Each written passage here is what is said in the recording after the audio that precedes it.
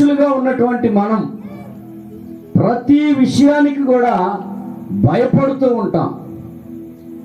ఏ విషయానికి వచ్చినా కానీ భయం అనేది ప్రతి ఒక్కరిలో కూడా ఉంటుంది. జీవితంలో ఎలా ముందుకు వెళ్ళాలని భయం.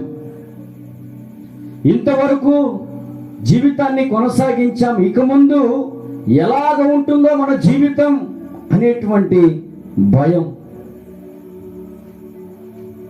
డబ్బు దగ్గర బ్రతకడానికి సరైన ఆర్థిక పరమైనటువంటి వనరులు సదుపాయాలు లేక ఉండేటువంటి భయం ఉంటుంది.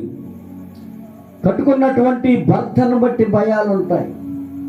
పుట్టిన బిడ్డలను బట్టి భయం.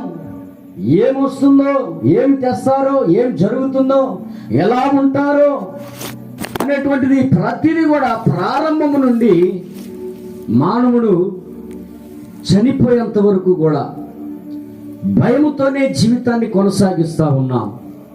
మనం చూసినట్లయితే ప్రియమైన దేవుని బిడ్డలారా, మనిషి భయపడటం ద్వారా అతనికి ఉరి వస్తుందని వాక్యం సెలవిస్తూ ఉన్నది. అంతే కదమ్మా?